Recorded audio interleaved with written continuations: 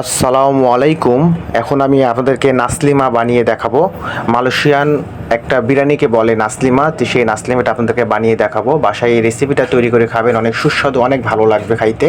তো এই নাসলিমা বানাতে যা যা লাগবে আমি সব বলে দেবো। প্রথমে 1 কেজি চাউল আপনি ওয়াশিং করে সুন্দর করে ধুয়ে রাইস কুকারে চাউলটা ঢেলে দিবেন। চাউলটা ঢেলে দেওয়ার পরে যা যা করা লাগবে সেটাও আমি বলে দেবো, যেটা যেটা দেওয়া লাগবে সেটাও আমি বলে দেবো আপনাদেরকে। চাউলটা ঢেলে দেওয়ার পরে সুন্দর করে রাইস কুকারে আপনি এইভাবে একটু নাড়াচাড়া করবেন, যেন চাউলটা যেন রাইস কুকারের চারি আশপাশে যেন থাকে যেন। আর 1 কেজি চাউলে আপনারা সর্বোচ্চ 2 কেজি পানি দিবেন। 2 কেজির একটু কম দিবেন, তাও বেশি দিবেন না। তো 2 কেজি পানি দেওয়ার পরে আপনারা যা দিবেন এটা বলে দেবো আমি। প্রথমে পেঁয়াজ দেবেন, রসুন দিবেন, তারপরে হলো লবণ দিবেন, তারপরে মিথি দিবেন, তারপরে এটা আজিরা মটর দিবেন, তারপরে লেবুর পাতা দিবেন, তারপরে আদা দিবেন।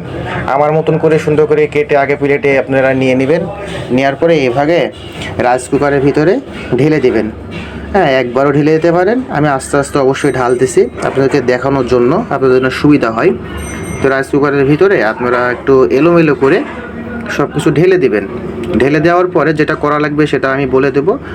আপনারা সুন্দর করে এটা আপনারা একটু রাইস কুকারের ভিতরে হাত দিয়ে একটু মানে চারিদিকে ছিটিপিটি করে নেবেন। ঠিক আছে কি, মানে আমি আপনাদেরকে দেখানোর জন্য এই সুবিধা করাচ্ছি। ঠিক আছে কি, এভাবে একটু সুবিধা করে আপনারা চারিদিকে একটু ছিটিমিটি করে নেবেন। তো এই বিরিয়ানিটা খাইতে অনেক সুস্বাদু। আপনারা বাসায় এই রেসিপিটা তৈরি করুন, দেখেন অনেক খাইতে অনেক সুন্দর লাগবে, ভালো লাগবে।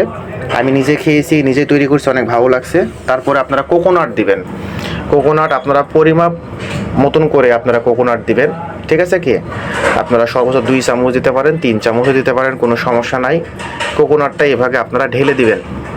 ঢেলে দেওয়ার পরে তারপরে যেটা করা লাগবে সেটাও আমি আপনাদেরকে বলে দেবো, যা যা করলে বলে দেবো। আমার এই নিয়মে আপনারা যদি বাসায় এই রেসিপিটা তৈরি করতে চান এবং খেতে চান, তাহলে অবশ্যই আমার এই নিয়মে করে দেখেন, তাহলে অনেক ভালো লাগবে।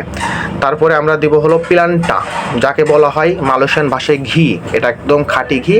এই ঘিটা আমরা ঢেলে দেবো রাইস কুকারের ভিতরে। তো রাইস কুকারে আমরা এই ঘিটা দেবো পরিমাপ 2 থেকে 3 চামচের মতন। ঠিক আছে কি, দিয়ে ঘিটা দেওয়ার পরে আমরা যেটা করব সেটাও বলে দেবো। ঘিটা দেওয়ার পরে আপনি রাইস কুকারের ভিতরে এটাকে সুন্দর করে হাত দিয়ে একটু লাড়াচাড়া করবেন। করার পরে চারিদিকে এক কথায় লাড়াচাড়া করে একটু ছিটিপিটি করে দিবেন। আর আমি এটা হলো বাসমতি চাউল দিয়ে আমি এই বিরিয়ানিটা করতেছি। বাসমতি চাউল দিয়ে করলে বিরিয়ানিটা খাইতে অনেক সুস্বাদু, অনেক ভালো লাগে। তো আপনারা পারলে বাসমতি চাউল দিয়ে এই বিরিয়ানিটা রান্না করবেন। ঠিক আছে কি, মালয়েশিয়ান খাদ্য এটা, কিন্তু তারপরে অনেক সুন্দর খাদ্য, অনেক রেসিপিটা অনেক সুন্দর। আপনারা বাসায় এটা করবেন, দেখবেন চেষ্টা করে, খাইতে অনেক সুস্বাদু লাগবে, ভালো লাগবে। তারপর আমি দিয়ে দিলাম আদার গাছ। ঠিক আছে, মালয়েশিয়ান এটা আদার গাছ এখানে পাওয়া যায় 2টা। তারপর আপনারা রাইস কুকারটা অন করে দিবেন, দেখবেন অটোমেটিকলি ইনশাল্লাহ হয়ে যাবে। তো যাই হোক, আমার ভিডিও যদি ভালো লেগে থাকে অবশ্যই আমাকে সাপোর্ট করবেন। এই যে নাসলিমার কালারটা দেখেন অনেক সুন্দর হয়েছে, আমাকে সাপোর্ট করবেন, তাহলে আমি নতুন নতুন ভিডিও বানিয়ে আপনাদেরকে আবার দেখাতে পারবো। সবাই ভালো থাকবেন, খুদা হাফেজ, আসসালামু আলাইকুম।